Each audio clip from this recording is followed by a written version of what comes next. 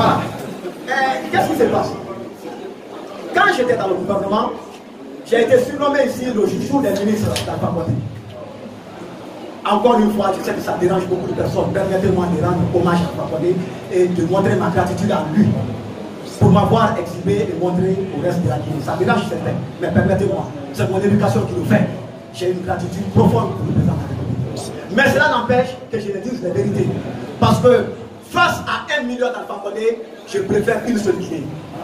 C'est ce qui a été à la base de notre rupture.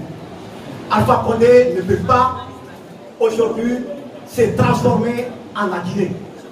Alpha Condé, aussi grand soit-il, est un infiniment petit devant le peuple de Guinée.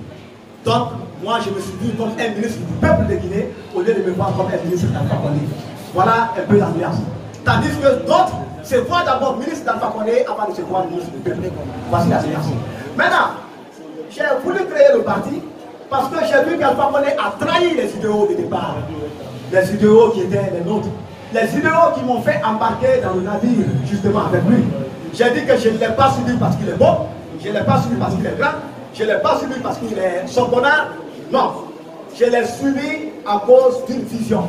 Mais du moment où lui-même il s'est ôté du costume de cette vision-là, au moment où lui-même il s'est fait entourer par les hiboux au regard bruyant qui sont là-bas au palais sectoriel, je me suis dit que l'homme s'est trahi lui-même.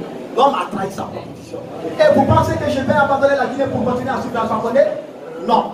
Voilà pourquoi j'ai dit que celui qui reste aujourd'hui, et ça c'est valable pour tous ceux qui sont dans cette nouvelle génération, quiconque reste aujourd'hui sans s'engager pour sauver ce qui reste à sauver de la Guinée, aurait trahi la Guinée. Et c'est pour jouer mon rôle de sauvegarde des acquis de la République que j'ai voulu prendre mon destin en main pour créer un parti politique. Ça a été rapporté au président de la République.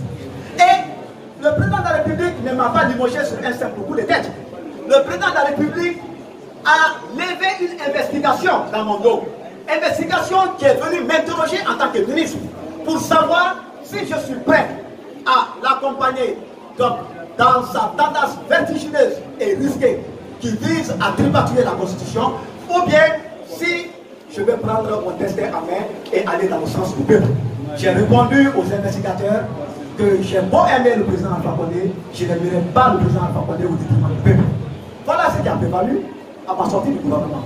Maintenant, si les gens estiment aujourd'hui encore, au moment où je tiens la barre, au moment où je tiens le bateau, avec cette jeunesse-là engagée, qui s'est juré de m'accompagner et de faire de moi un porte-flambeau, si les gens estiment que tout cela aussi est financé par Alpha Condé et que je suis une marionnette d'Alpha Condé, franchement, je ne peux qu'en rire.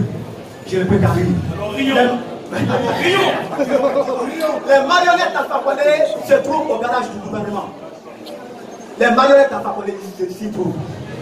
Donc, vous connaissez aujourd'hui combien de ministres d'Alpha Condé, en tout cas d'anciens ministres d'Alpha Condé, qui osent rester équilibrés, qui ne va ni à gauche avec Sémoudané, ni à droite avec la mouvance, et qui reste intact droit dans ses portes. Vous en connaissez combien aujourd'hui? Il n'y en a pas. Et c'est pour cela, puisqu'il n'y en a pas, la nature a horreur du vide. J'ai dit que ne pas me présenter, je l'ai dit, hein, ne pas me présenter aux élections de 2020 serait pour moi une sorte de non-assistance à un pays engagé.